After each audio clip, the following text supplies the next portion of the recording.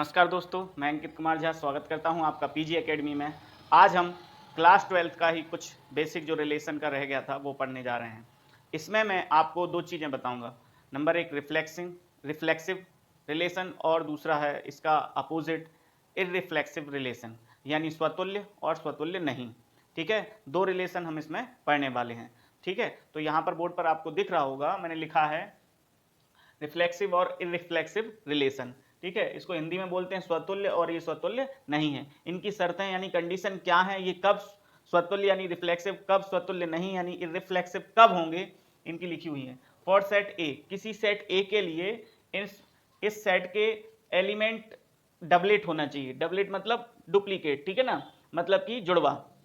ठीक है, और वे किस में आए, उस रिलेशन में आए। ठीक है, और फॉर ऑल एलिमेंट ऑफ ए, और ये सब के सब एलिमेंट कहाँ, सेट ए से बिलोंग करते हों। ठीक है, और ये क्या कहता है कि इररिफ्लेक्सिव क्या कहलाता है, इसका अपोजिट, मतलब कि इसमें डबलेट नहीं होना चाहिए, मतलब जुड़वा नहीं होना चाहिए।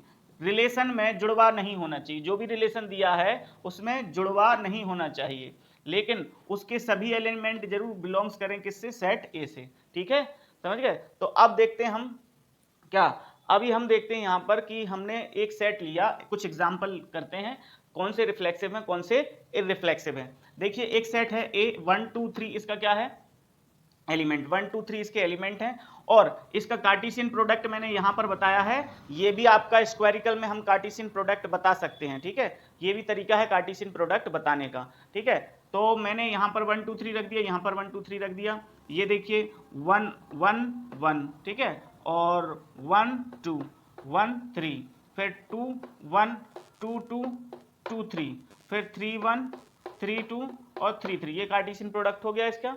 ठीक है, इसको बोलते हैं, ये डायगोनल एलिमेंट कहलाते हैं। ये देख रहे हैं आप, इनको कहते हैं डायगोनल एलिमेंट, यानी कि विकर्ण अवयव। ठीक है, विकर्णीय अवयव इसके कहलाते हैं, जिसमें सब डबलेट पाए जाते हैं। ठीक है, तो ये तो क्लियर हो गया कि ये आपका क्या है, ये आपका रिफ्लेक्सिव है। ठीक है, आइडेंटिटी भी है, ये आइडेंटिटी भी है। ठीक है, क्योंकि आइडेंटिटी में सभी के सभी डबलेट होना चाहिए।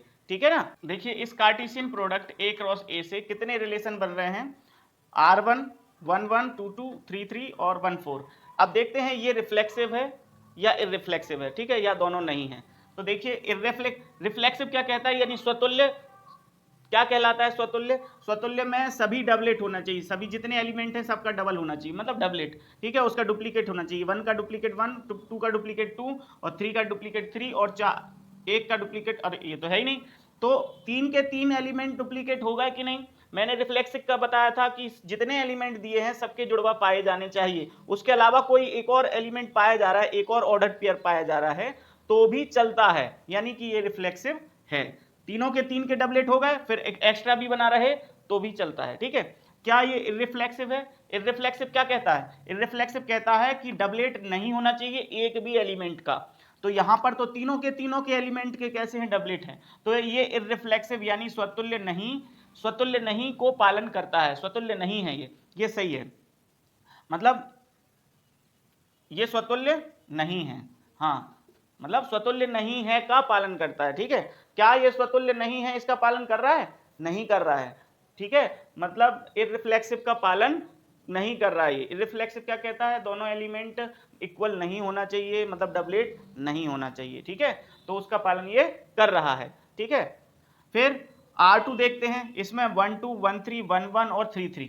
ठीक है, तो बात करते हैं क्या ये रिफ्लेक्सिव है। रिफ्लेक्सिव तो हो ही नहीं सकता, क्योंकि केवल एक ही एलिमेंट का डबलेट पाया जा रहा है, एक ही एलिमेंट का जुड़वा है, बाकी एलिमेंट 2 और 3 तो छूट ही गए ना, तो इसका मतलब ये रिफ्लेक्सिव नहीं है। बात करते हैं इररिफ्लेक्सिव यानी स्वतुल्य नॉट की, तो क्या ये स्वतुल्य नहीं है का पालन करता है, देखते हैं। हाँ, 1 2 तो कर रहा है, 1 3 मतलब ये भी नहीं इक्वल, 3 3 ये भी नहीं, लेकिन यहां इक्वल है। वो क्या कह रहा था, सभी एलिमेंट के लिए, for all element of set ए, और ऑल एलिमेंट कैसे होना चाहिए, इक्वल, कोई सा भी एलिमेंट इक्वल ना पाया जाए। तो यहां तो पाया जा रहा है एक इक्वल, इसका मतलब ये इररिफ्लेक्सिव भी नहीं है। ठीक है, बात करते हैं इसकी 1 2 3 2 2 3 और 1 3।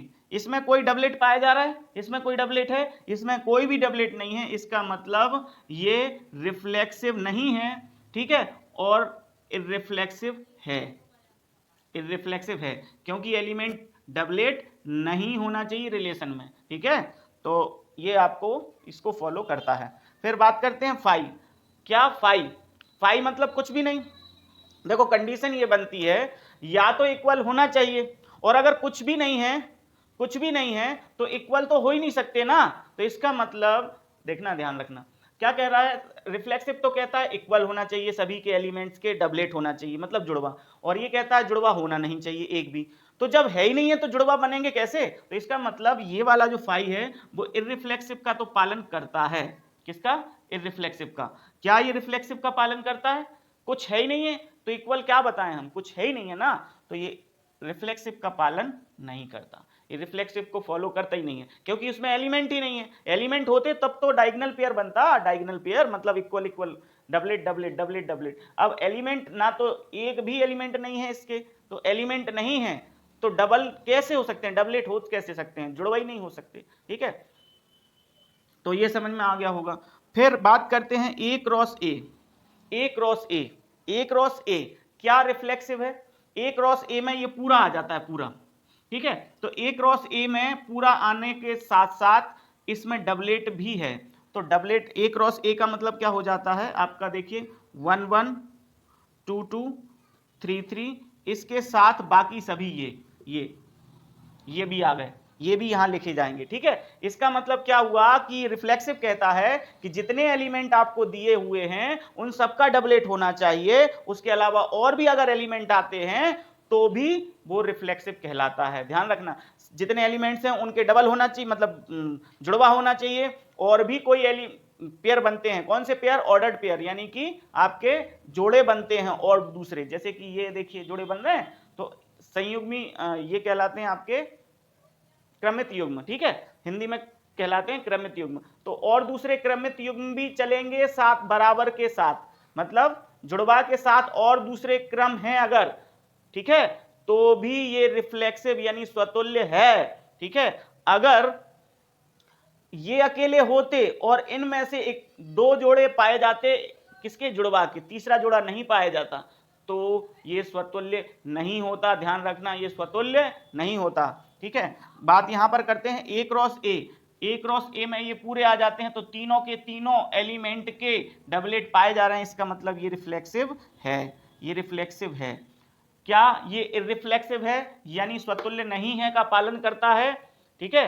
तो ये स्वतुल्य नहीं है, देखते हैं भैया, तीनों के डबलेट तो हो गए, तीनों एलिमेंट के डबलेट हो गए, इसका मतलब क्या कहता है? डबलेट नहीं होना चाहिए, तो ये तो डबलेट हो गए, तो ए इररिफ्लेक्सिव नहीं है, ठीक है। ये आपका वीडियो मैं यहीं पर खत्म करता हूं। अगर आपको समझ में आता है तो लाइक, सब्सक्राइब और शेयर कीजिए please, for my motivation. Thank you very much. जय हिंद दोस्तों।